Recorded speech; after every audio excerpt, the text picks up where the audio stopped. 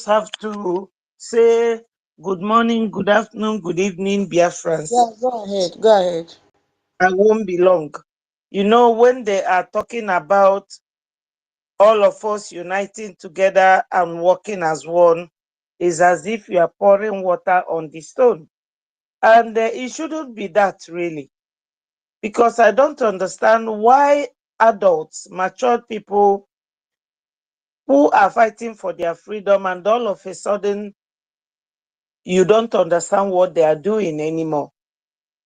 Now, this incident or the historic event that took place yesterday between Biafrans, the cabinet ministers, and our indomitable prime minister, Mazi NKERE, you should all know that there is light at the end of the tunnel. And when you look at what Riley Moore says, the honorable congressman, and see what the Fulanis are saying now, you will know that no matter what happens, Fulani people are not going to give up on their quest to conquer everybody in that region and Islamize, Fulanize, and continue to intimidate. So when you see all these things happening, because I was going through my information minister's platform this morning, I saw it where they all gathered together and they were saying that they cannot give up their Sharia or their blasphemy law or whatever law, that America cannot come and tell them what to do. So they are defying all these, foreign presence and the concern about what is going on in Nigeria. They are not giving up. I even saw where Kashim Shettima was inspecting the terrorists converted to military. And where do they send them to? Southeast. So what do? We have to really be serious in what we are doing. Fulanis, they know what they want. But the very unfortunate question here is, do we know what we want? Because my sister Tutor, she talks the way it is. Onyenye has said it. Mweze did. My sister Love, Holland, I have been hearing everybody.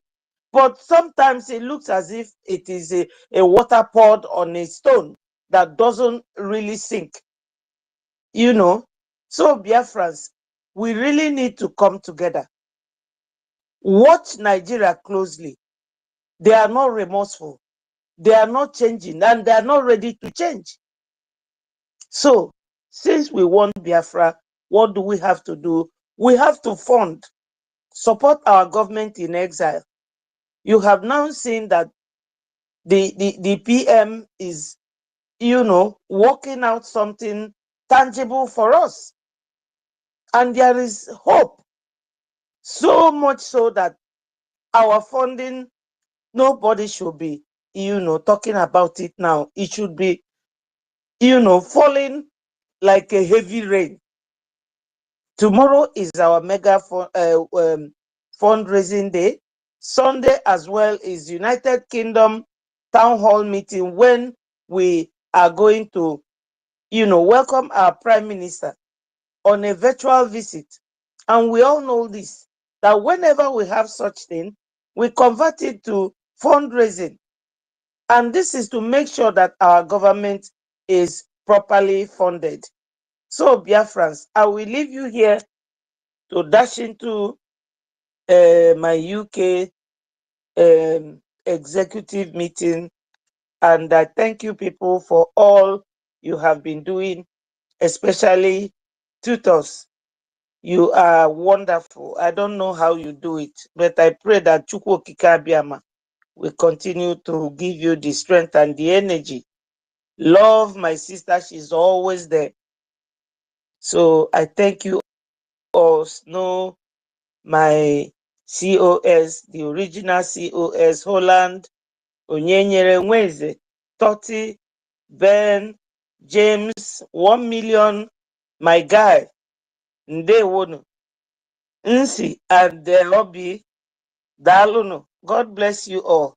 Thank you, tutors, for this opportunity, and may God continue to strengthen you. Bye for now.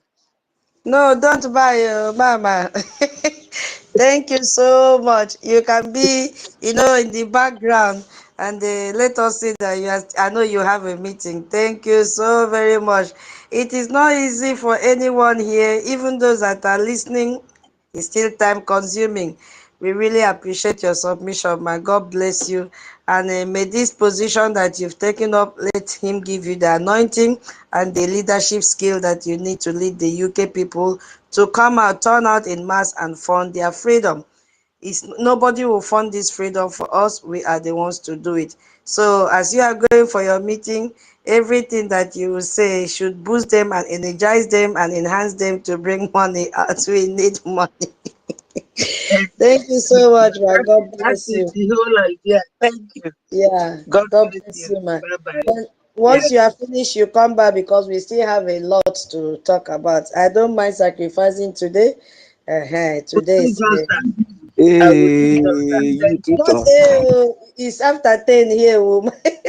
You try, you try, you try, you try, you try. Yeah, take your time. Okay, now let's look at demand number 10. Let's see what Nigerian government will do in this one. Is it 10? Yeah, it is 10. Okay, it says a national intelligence estimate. Remember when we were talking about this intelligence estimate before? Okay, so we will not really dwell so much. Yeah, no, we've done this. We've done this, and they say they should designate Fulani as a. Yeah, so we are in number 11. Reform and speed up US military equipment sales. Because Nigeria has been wanting to purchase this advanced American military equipment for years. All these their helicopters, because America, they have the best. All these their surveillance technology, armored vehicles, all their communication system.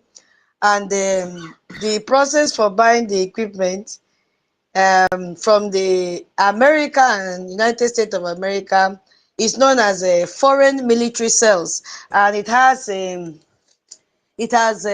historically been slow. So this demand now says that the US will improve and speed up this process. Remember, it says reform and speed up US military equipment sales. So they say, okay, we will improve and speed up this process, but only in exchange for genuine Nigeria commitment to using this military to protect civilian population, including Christian. That is the only condition that they will speed up to sell this equipment to them. So this demand work on two levels, I would say. If you look at it at two level side and at the same time, it work at two level at the same time. And on one level, I see it as a reward, telling Nigeria, if you genuinely reformed and stop the killing of Christians, if you start protecting Christians, we will make it easier for you to buy the military equipment you have been asking for. Yes, you know that when they bought equipment from Turkey, there was no process. There was no Congress meeting. There was no agreement. There was no approval. Yala, you want equipment? Yes, take, pay money, take. So nobody kept a track record of how they are using this equipment. So that is why Gumi said, go to Turkey, because Turkey has no process. Turkey has already turned their country to Islamic nation. So, but in US, it has to pass through the Senate, it has to pass through Congress, it has to do this, do that before they sell weapons to them. So, US is telling them now, if you change, if you are transformed, and you stop to kill Christians, this is what we'll do. We will speed up these sales for you. And then on another level, I see it as a signal, because Nigeria has been buying Russian military for years. So the US is now saying, switch from Russia to America, buy from us and depend on us as well. And that shift in military dependence comes with political consequences, because a country that depends on American weapons is a country that has to listen to American demands. That's it. So it is not a charity. It is strategic leverage dressed up as a assistant. And Nigeria cannot leave Russia. They've just joined a BRICS. for this same purpose. So they cannot leave Russia. Again, another tight corner for Nigeria. And then we go to the next one, which they said counter-terrorist financing. Yes. So in this one now, this demand connects to the breaking news that happened a few days ago, where a senior US Treasury official arrived Abuja, remember? And what did he really come to do? To strengthen the cooperation on what America call counter-terrorist financing. And that same time was the time we had the explosive allegation that emerged that the Nigerian terrorists have paid 20 billion to Boko Haram to secure the release of abducted school children. And if you also go to the news today, you see, I think Jigawa, that have also come out to say that 48 children have been stolen. I say, stolen from where? Gombe. Governor Yahaya have come out to say 48 children have been stolen from Gombe. Stolen from where to where? They just steal them like that, like crayfish? How? So now you see they're going to pay ransom for those children to be released. So this one happened in the real act. So when the senior US Treasury arrived, he came and heard this news that, come on, what you are coming to check is already taking place, that Nigeria have paid terrorists 20 billion naira to secure these children. That is what happened when they came out to the news. They said, no, we engaged the terrorists and they released the students. But no, this is what really happened in a real time. So, and if those allegations are proven, it means that the Nigerian government was funding terrorism, which of course is not the first time they're doing it. Every form of release that involves the government. What of the one that happened in Kwara? Nigerian government paid 100 million when they kidnapped church worshippers.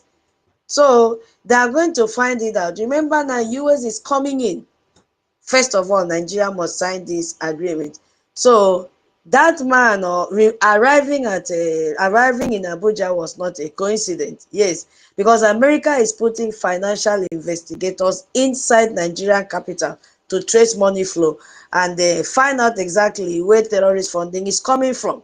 You see, that is what is happening. So this demand calls for the production of the national intelligence estimate that we've already talked about, the NIA. Yeah, so we've already known that it is a very important document that has to be released from all the 18 intelligence agencies working to track Nigeria and everything that is happening in Nigeria. So while Washington was processing the congressional report on Christian persecution in Nigeria, something else was happening at the same time. Yeah. So, and that is that the official, senior official that came, when they said they caught the woman in the real act. Yes, the man came and caught Nigeria in the real act of paying the terrorist 20 billion naira.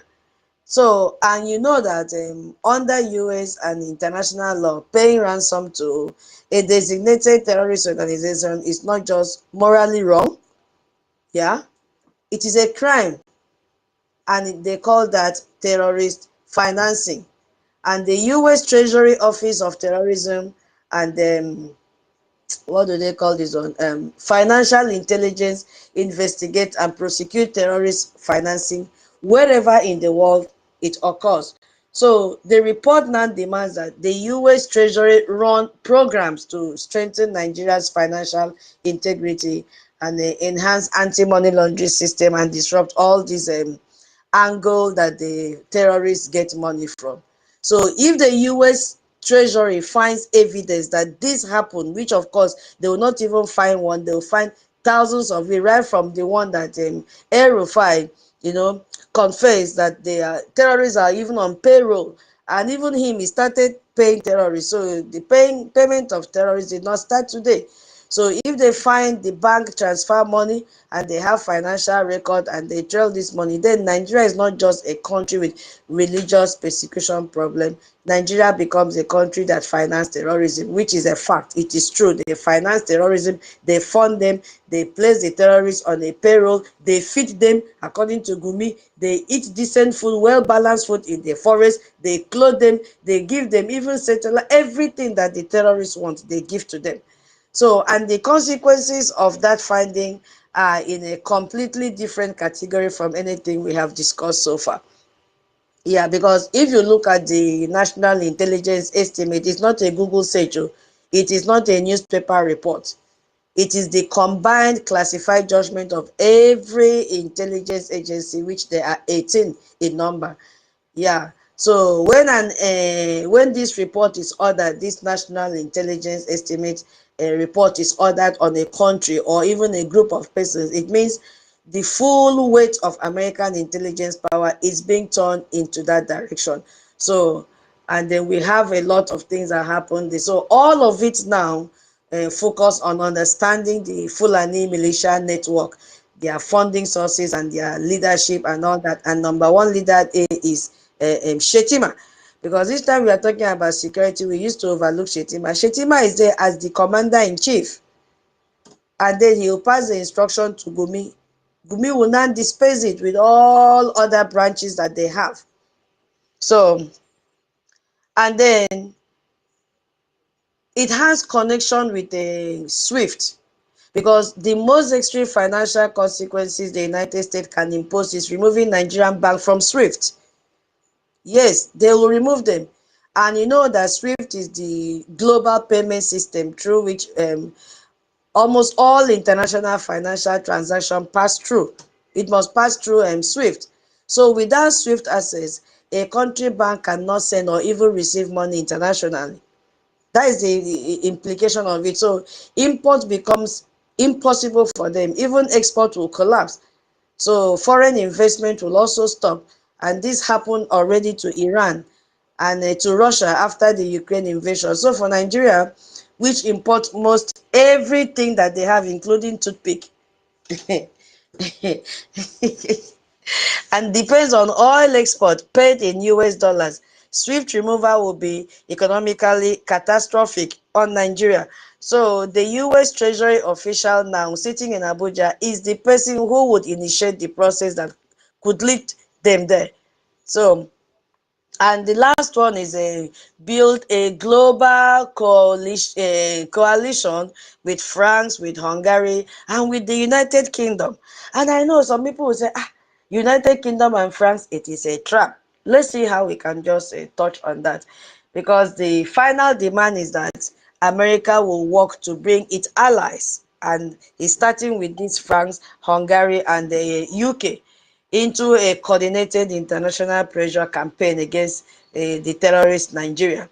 And this is how modern geopolitics works. You do not just pressure a country bilaterally, you build a coalition so that the process comes from multiple directions at the same time. So Nigeria's ability to play one Western country off against another disappears when they are all reading from the same script. So you could see that France is mentioned because France has enormous historical and ongoing influence in West Africa.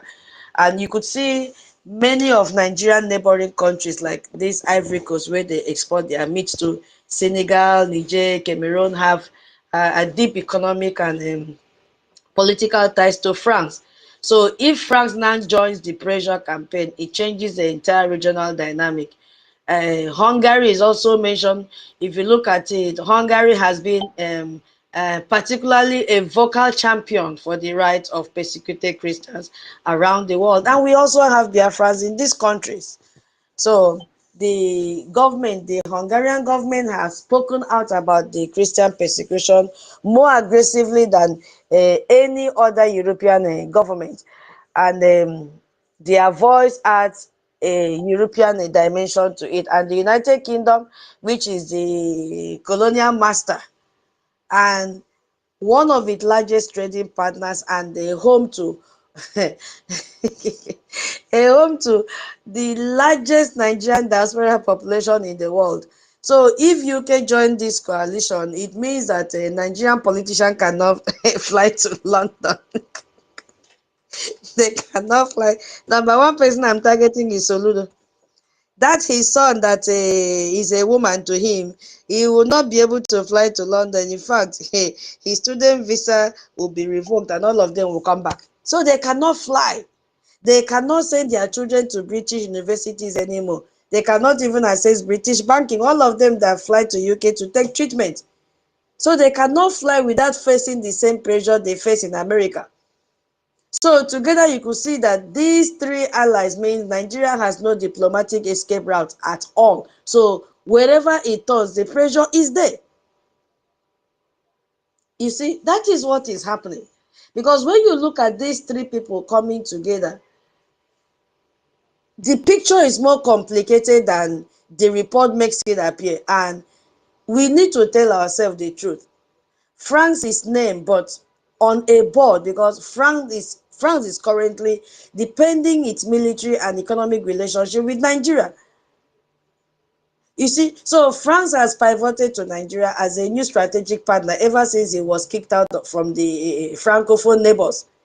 As of today, they have, France is an obstacle, not even a partner. So America is naming France in this demand, not because France is already, supporting the pressure, no, but because America is challenging France to choose.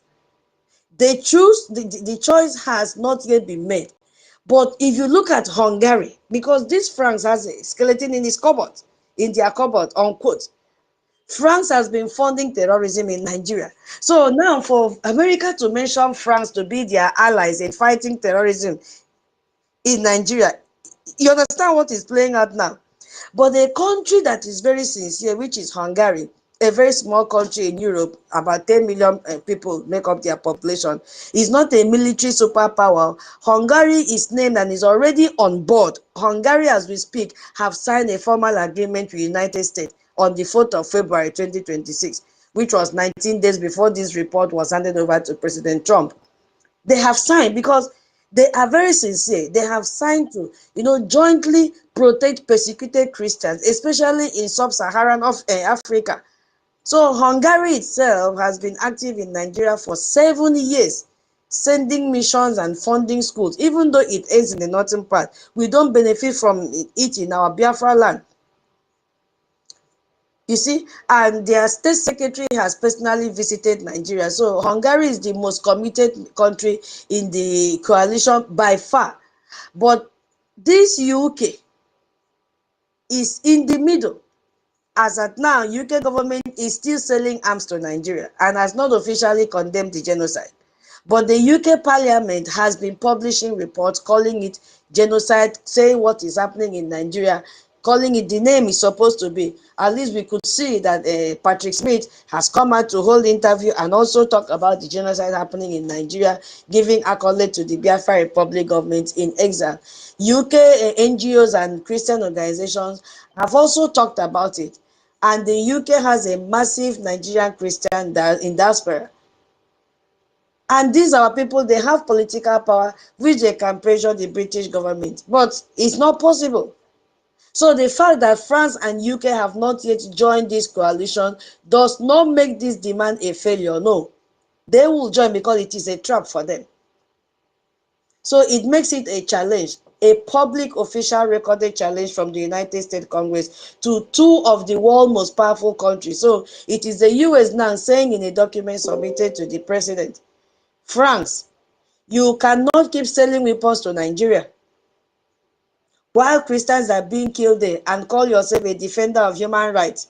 And UK, you cannot keep training the Nigerian military, selling weapons to them, selling armored vehicles to them. You cannot keep training the Nigerian military and maintaining diplomatic silence while your own parliament publishes reports calling it a genocide. You see the trap now? US, they are best in intelligence, I am telling you. So they have to choose because the world is watching them. And whatever choice they make will be on record. So this is the purpose of naming these countries. US know what they are doing. Not because they're already on board, no, but because naming them makes it harder for them to stay off the board. That's the point I'm trying to make here. They have also caged these two countries, France and UK. You see, that is what is playing out here. And you know, my people, Nigeria has paid a lot of money to counter what is happening. They have paid a lot of money. You see, and so on the February 10, we now saw this rally mall and Chris Smith. The timeline, we all know the event that has been happening and the way they introduced the Nigeria Religious Freedom Accountability Act of 2026 in the House of Representatives. So this is now formal legislation. You know, it named the names and it specified the sanction that should be applied, and the full report was handed over to Donald Trump. The practical window for Nigeria is right now in 2026, and the Appropriation Act, I told you we'll talk about the Appropriation Act 2026, has already, my people, has already embedded Nigerian CPC status into American law. So funding conditions are already in effect. And every week that passes without action from Nigeria, America's patience grows shorter and it will grow more powerful.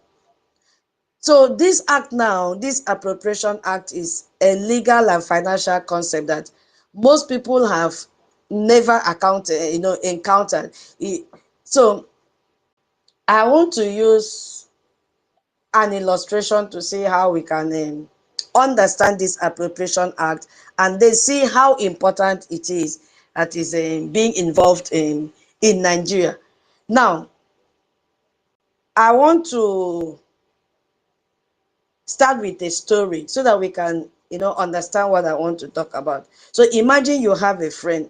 Let's call that friend Onyenyere. And Onyenyere is always borrowing money from not this our Onyenyere, because Onyenyere cannot borrow. Always borrowing money from our minister law, for example, and every month he comes to you with a problem. Oh, his rent has expired, his car, his children's school fees, and every month Minister Love will be giving him money because he is his friend or is a colleague or cousin or whatever and want to help. But there is a pattern there. Onyenyere never changes his behavior, but every time he's borrowing money, he's always irresponsible with the money. He never addresses the root problem, but every time Minister Love will be giving Onyenyere money. You see?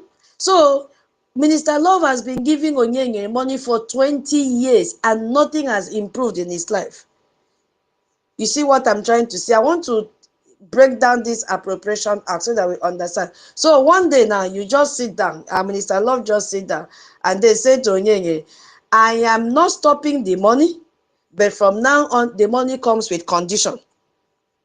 You get it? The money comes with condition. So every month before I give you a single a dollar, you must show proof that what you did with the last money I gave to you last month. There must be a receipt. There must be evidence. There must be a result.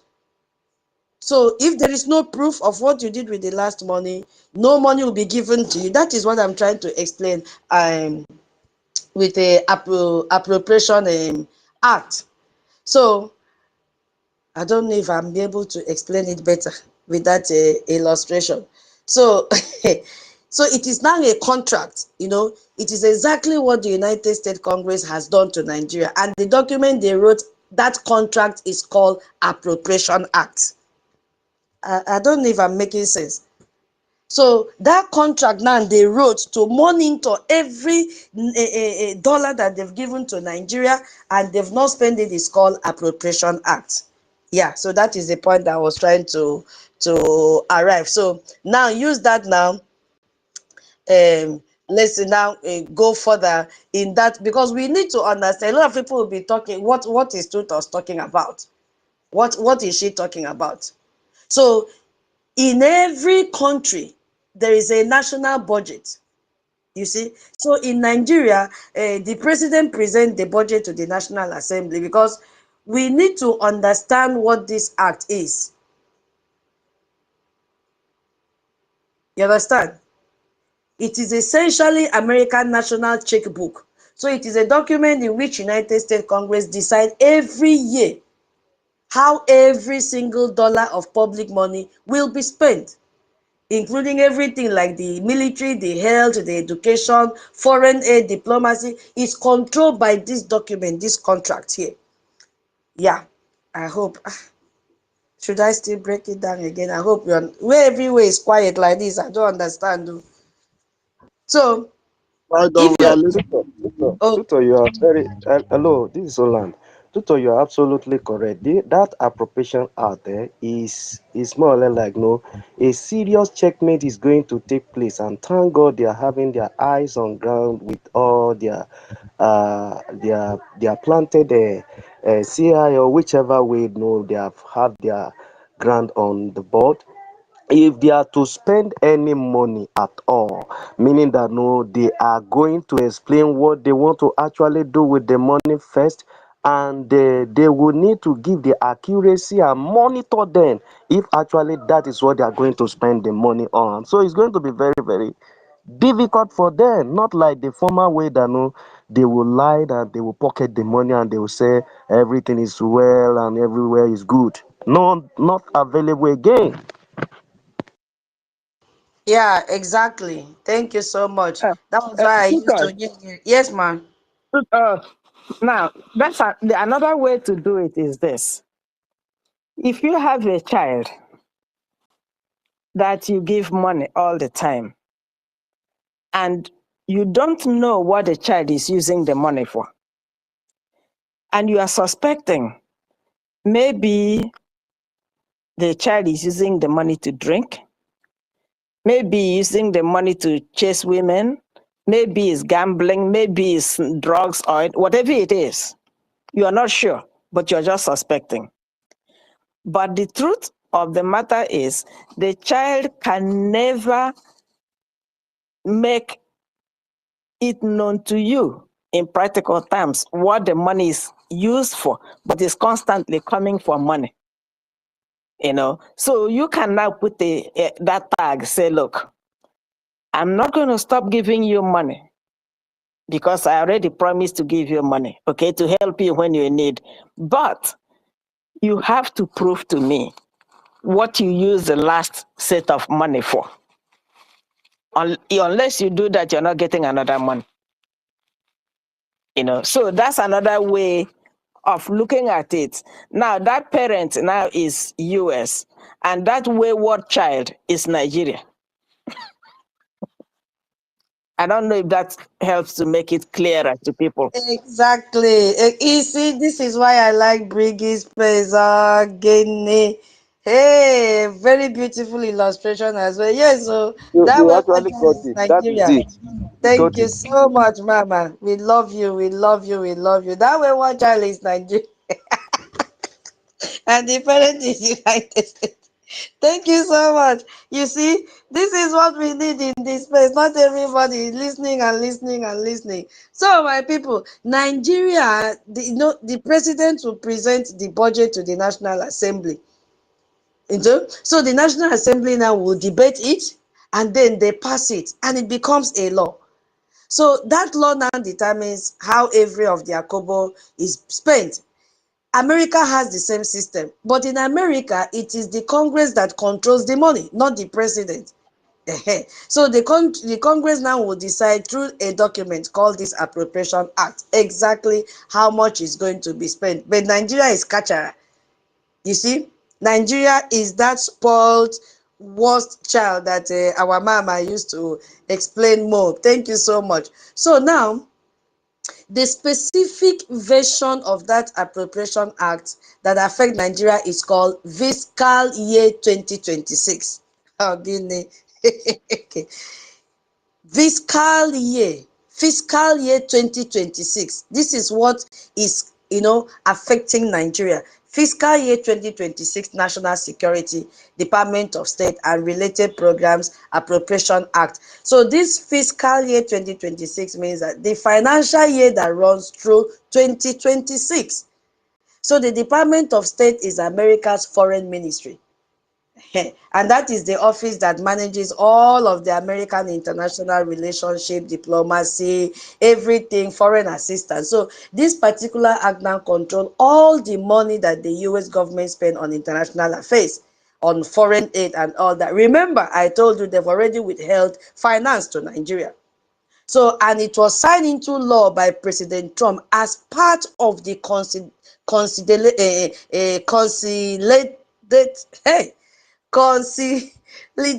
Appropriation Act 2026. It has already been signed. You see? So, as it has been signed now, there is nothing anybody can do. When this Appropriation Act was written, the people who wrote it, these are the people that are a member of the House of Appropriation Committee. Remember, that is chaired by Tom Coley, and including this Raleigh Moore himself. I don't know the way they have cashed Nigeria. So they made sure to write Nigerian situation directly into this law. Do you understand what is happening? Not as a suggestion or even a recommendation, but as a law. And President Trump have signed and sealed it. So that was how they integrated Nigerian scenario into this law. So they wrote specific language into the act that states money going to the government of Nigeria is withheld until Nigeria takes action to stop violence against Christians. So those words are in the law that the President of the United States, Donald Trump, has signed, which means that right now, as we are speaking, the funding conditions are already in legal effect. You know, I told you this in the beginning, but I said we will wait till when I reach here. So that is what is playing out now. Now, America is not threatening to withhold money. America has already withheld this money by law until Nigeria proves it is changing, which me and you knows that they can never prove. And the House Appropriation Committee Chairman, Tom Coley, made a statement publicly. And it is on record. He said, I am proud to aid in that mission through the FY26, that is the form of 2026, national security and Department of State legislation, which does what? Which withholds assistance to the government of Nigeria until action is taken to stop these atrocities. I'm quoting him. So this man is already happy. This is the chairman of the Appropriation Committee, which is the most powerful budget official in the United States Congress, confirming that withholding the fund to Nigeria has already been signed into law. So they are not joking. They are not joking. It has been signed into law. It contains two concepts working together that create a powerful and difficult to reverse situation for Nigeria right now. And if you look at the concept one, you could see that Donald Trump designated Nigeria as a country of particular concern. And that designation has given the US government a range of tools and powers against that country whenever they designate. And such one is Nigeria. You understand? So now the president has the option now to use these tools, because the toolbox contains tools like all these sanctions, all these restrictions, all these trade restrictions, visa ban and all that. So the president now has the option to use these tools. But crucially, the president also has the option to waive them. Now it is now I want to start space. Let me sit down very well, so that we know that we must come and fund our freedom. It is now that the space is starting, because a lot of people have been asking. Where have you been? Have you been standing? Now you're sitting down. No, Because no this mind, is sister. You just a break up for. you know, because I've seen a lot of people in the Twitter, hey, it has happened before. I want us to understand what is happening, because you know that toolbox, now we've mentioned everything that is in that toolbox. Because when we hear country of particular concern, it's not my mind. So the president now has the option to use these tools these tools, and he also have the option to waive them and want to arrive at something. He has the option to waive them. He also have the option to use them. So meaning, choose not to use them. He can decide. If they decide it in America's national interest to maintain good relations with that country despite the designation, I want to arrive at something. Because I went through the space, Twitter, and I saw what these other groups were trying to castigate, because they don't understand what is happening. They feel that, oh, because they need Biafra today, tomorrow, they should jump the process and give them Biafra. They are the same people destroying what we are supposed to be building, but they are destroying themselves, not us. So now, when Trump designated Nigeria as a particular of concern in 2020, that was the very first time. Do you people know what happened? Let me break it down small to the best of my knowledge. And we have a US citizens here. He designated Nigeria, yes, in 2020. But then he immediately issued what is called a waiver. Immediately. And this waiver is a legal instrument that says, I have designated this country, but I am choosing not to apply the consequences right now. That is the reason you could see US have business trade with Saudi Arabia and other countries that are already under the under CPC, because there has been a waiver applied. I don't know if I'm making sense. Somebody help me. So now, remember I said he has the tools in his box. Tutors. He can decide to use it. He can, yes, man. He can decide to waive it. Yes, You see the way is remember the wayward child and the parent? Benny. You agreed not to give that wayward child money, but he can stop by and eat. Exactly. Ex- Because Exactly. sooner or you see you are progressing, and that wayward child, if he doesn't learn, sooner or later he will be banned from coming to the house by changing the lock. Remember now you gave the child the house key. He can come in anytime. But sooner or later, if the brain don't reset, it will stop eating, and then you change the lock and palaba shut. Exactly. So that was what Trump Victor, did in Victor, 2020. Hold on, Victor, can I say something? hold on, please, so that I don't forget what I wanted to say. Hold on, I'll give you my. Hey. Yeah. So that was what Trump did in 2020. He designated Nigeria, but then he immediately issued what is called that waiver. You see? So I have designated this country, but I'm choosing not to apply the consequences right now because other national interests make it more convenient to maintain a normal relationship. So in other words, he designated Nigeria in 2020 and then immediately decided not to actually do anything about it. That was what happened in 2020. So that waiver means that despite the designation, the money was still flowing. The military cooperation continued. We've been asking, why, when they designated Nigeria, nothing really changed. This is what happened. We did not feel it that time. We did not feel it. So money was still flowing. It means there was a waiver. Money was still flowing. They were still selling weapons to them. So there were a lot of military cooperation still going on. And, nothing materially changed for Nigeria. But this time it has changed. So the designation that time had teeth, but Trump chose not to bite it at all. So that is the loophole Nigeria escaped through that first time. And then if you look at the concept, the second one, this is where the 2026 Appropriation Act become even, something that is entirely different from 2020 designation. Let's look at this one.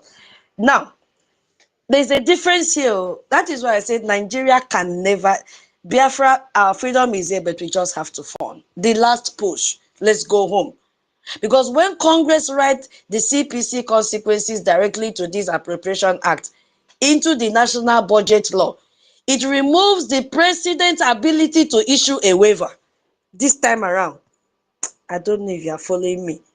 When they wrote it into this Appropriation Act of 2026, that section of waiver has been removed completely because the funding restrictions are now in the law itself, not just in the designation.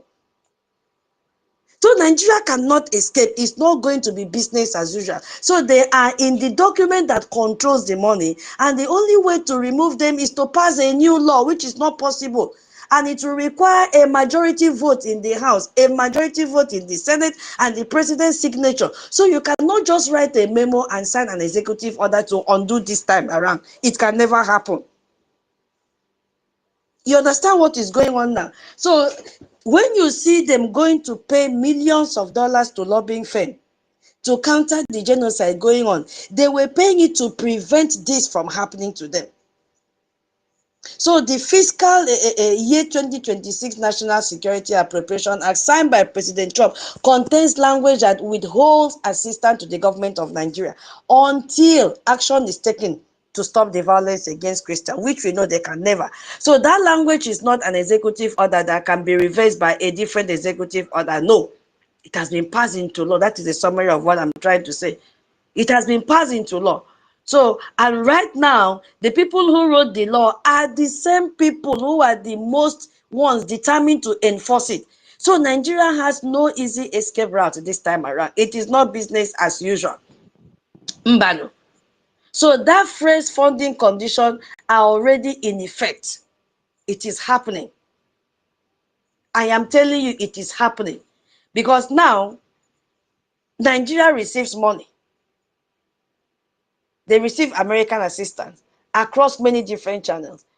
The largest single category, they use HIV funding, they use malaria treatment, they use maternal and child health care. Look at what is happening. No single hospital in Nigeria. And on top of that, Nigeria receives security sector assistance. So when Soludo creates artificial insecurity in Biafra land, he is benefiting from security sector assistance that is given by the United States of America. Do you understand what is going on, my people? So these people will create this insecurity just to get this fund. So the total of non-emergency bilateral US aid to Nigeria runs into hundreds of millions of dollars every year.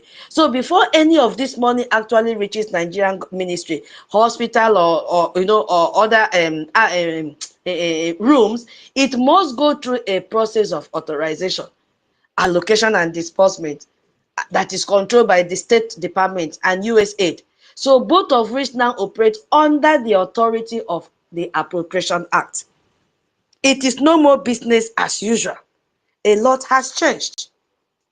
That is the point I'm trying to make. A lot has changed. So now, think of it this way again, that, let me still see if I can break it down further. Now, let's see what is happening here. The money that America sent to Nigeria does not arrive as a single lump sum dropped from helicopter, like the way they drop weapons to their terrorists. It flows through a pipeline. Let me use the word pipeline. So it starts at the US Treasury, it goes to the State Department, they process it, they categorize it, they allocate it to specific programs like those aids and all that, and then they release it to the relevant Nigerian partners.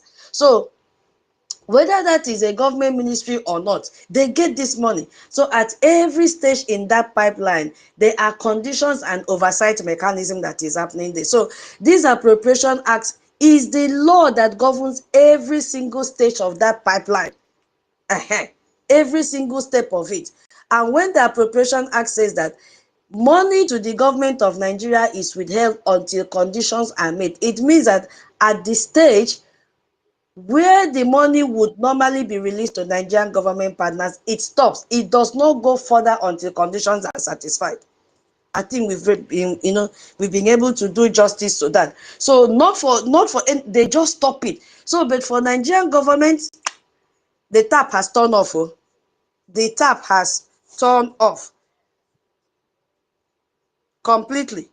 The tap has turned off until Nigeria proves it is active. Please, if you are just joining this space, share this space. And I'm still waiting for our space donation. So now you could see that the Appropriation Act and the accompanying congressional report does not just say, oh, do better. They specify exactly what Nigeria must prove before it can access that withheld funds. If they don't do it, they cannot get the money. That's what it means. And if they don't, Because people can be asking now, what happens if Nigeria does nothing?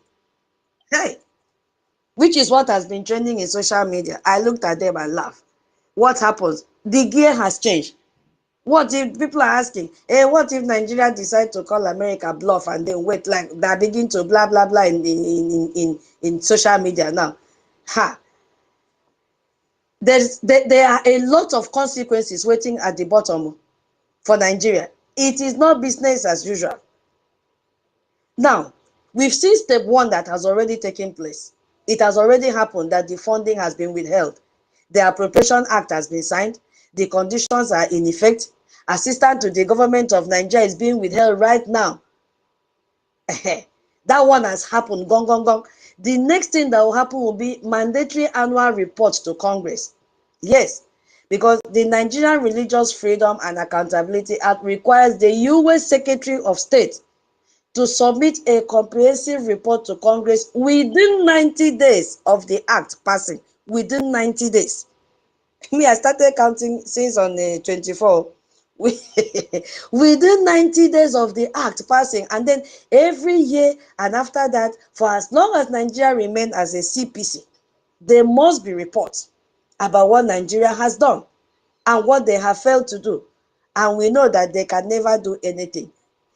Individual sanctions have already taken place. Yes, it will start. Because if the Secretary of State annual report finds that Nigeria has not made sufficient progress, the next tool is individual sanctions, which has taken place under the Global Magnitsky Act. It's already taking place. There will also be entities of particular concern designation. The Meati Allah, them, they will designate them. It's already taking place. We have seen it. We have also seen that they've given them days to make sure to go in and check if the terrorists, the Meati Allah, should be designated as foreign terrorist organizations. So if the National Intelligence Estimate recommends it, all the 18 of them coming together, if they recommend it, then immediately they will designate these people. But it's already on the pipeline. It is happening soon. SWIFT and banking system exclusion will take place.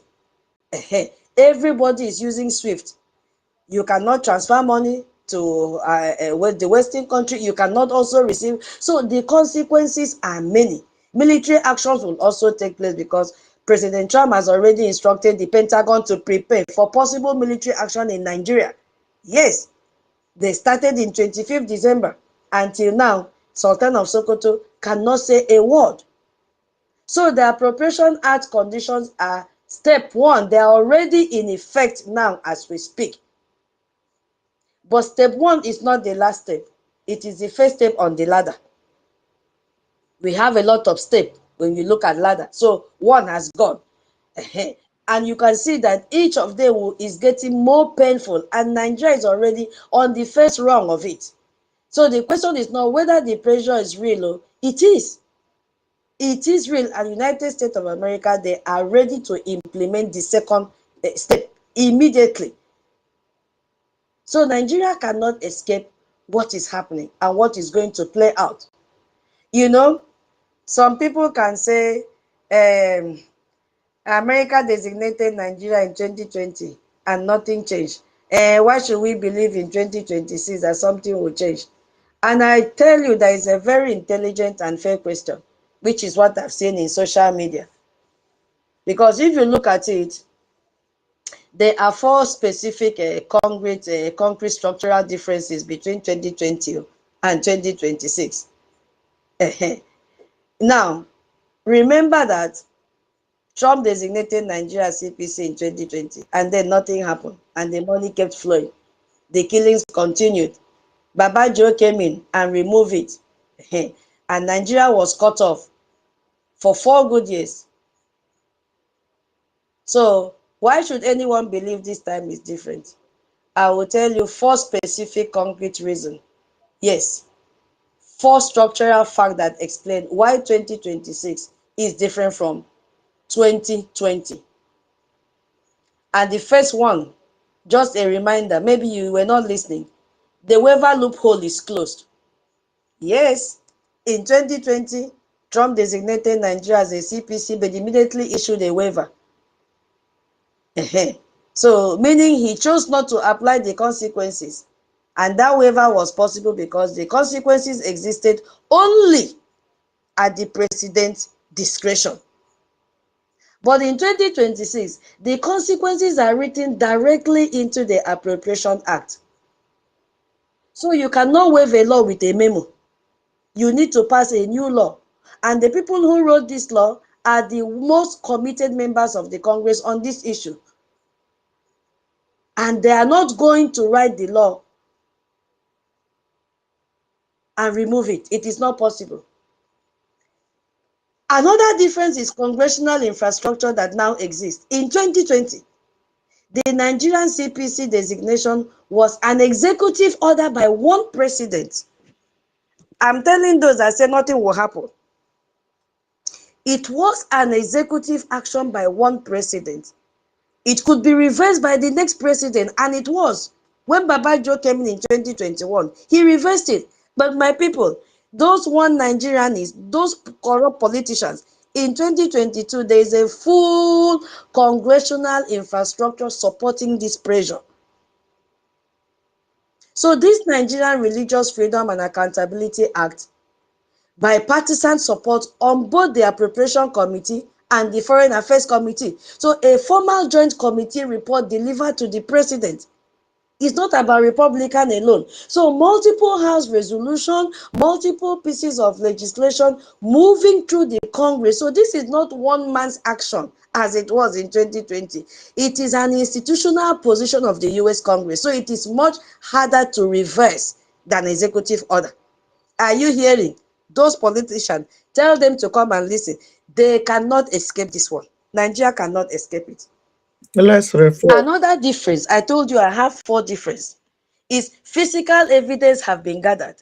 In 2020, the CPC designation was based primarily on reports, on data, and third-party testimony. But now, it is not like that. Members of Congress physically traveled to Nigeria. They visited the camp in Benue. They met with the survivors face to face and gathered enough evidence on ground and brought that evidence back to Washington. So when you have personally walked through IDP camp, are you coming to write lies and look into the eyes of those women whose husbands were killed? Your political commitment to this issue is not academic. Mbano. It is personal, and Rally Moore is not going to let this go because he has seen with his eyes and he went with his team. So if he said he did not see, another team member will say, no, I saw it. And the last difference is the legal reporting requirement locks in this accountability, because the Nigerian Religious Freedom and Accountability Act requires the Secretary of State to report to Congress every PC country, which they will forever remain. So that means every year, regardless of who is the president, because it has been signed into law. So regardless who is the president, Congress needs to receive a formal assessment of whether Nigeria is changing or not. And that report provides the political ammunition for the Congress